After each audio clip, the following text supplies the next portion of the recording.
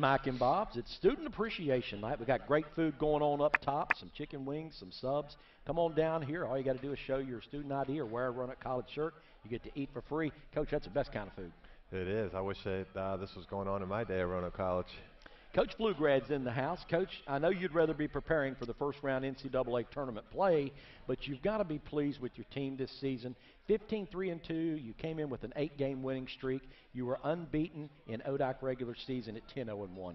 Yeah, I think proud is a word I'd use as well as pleased. Just really proud of the guys, the way that they went about their business this year, the results that came, the way that we played, the way that they played, and it was an exciting year all the way throughout.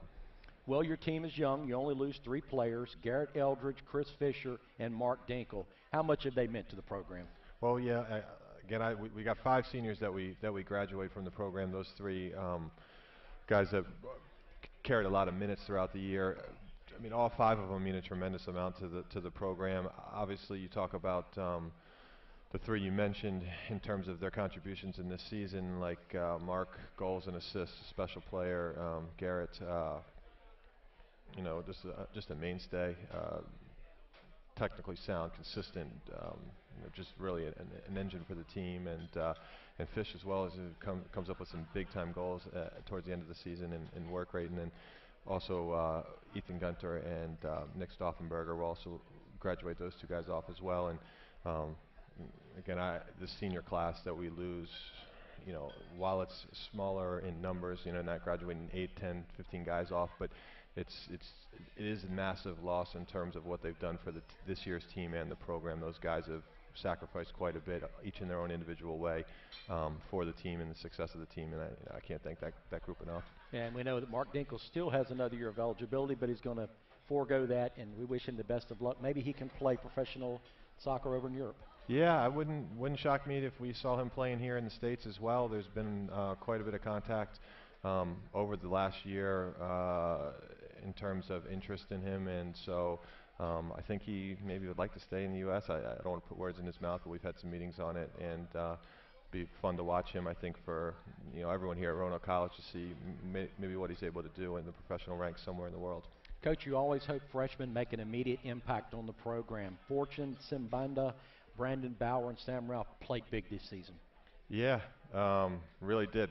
Carried a lot of minutes again, and stepped right in and got to the pace of the ODAC games, and even in the non-conference games, which we had some big-time matchups that we played with other NCAA tournament teams. Those guys all did really well in those games, and be fun guys to watch for the next 4 years.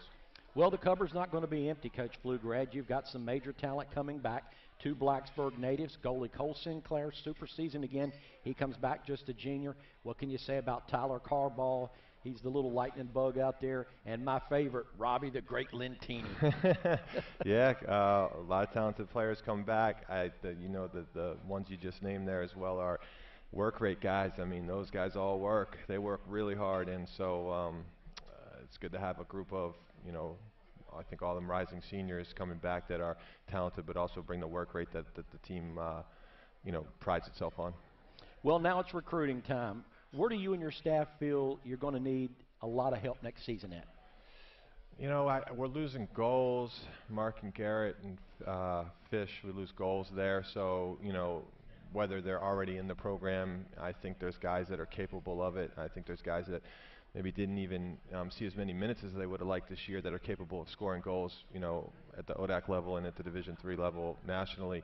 But I think that we've got to find those somewhere, and we've got to, whether it's inside or coming through recruiting. Outside of that, I think just continuing to bring in guys that fit the culture of the program is one of the main things that we talk about a lot. Talent is a big piece of that mix, but also, work rate, team first mentality, and I think the group we had here this year also fit the style of play, which I think people will hopefully would want to watch as well.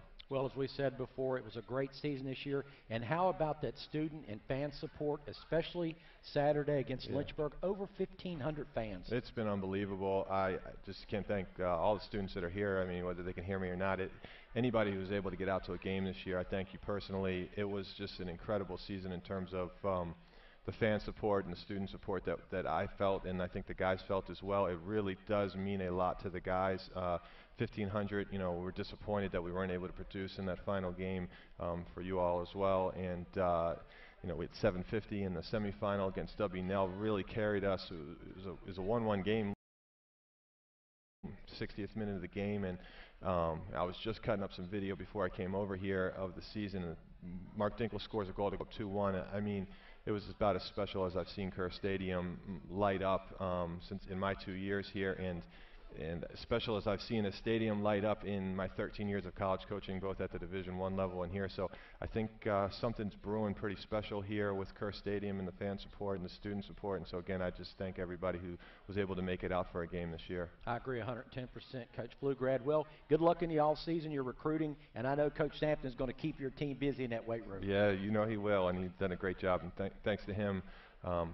My assistant coach Corey Speed as well, Brian White and Chris Lovett, the guys who really got it done for the guys this year. Those guys are incredible, and you know, I think as much as the players, those guys are guys that just did a fantastic job this year. Coach Pflugrad, the men's soccer team, undefeated, 10-0-1 in the ODAC, finished the season 15-3-2 and ranked 30th in the nation. Hey, when we come back, my partner in crime here, Bob Southard, he's going to talk to men's basketball coach Paige Moyer about the upcoming season. It's Tuesday Night Live from Mac and Bob's on your Maroon Webcast Network. Thanks a lot.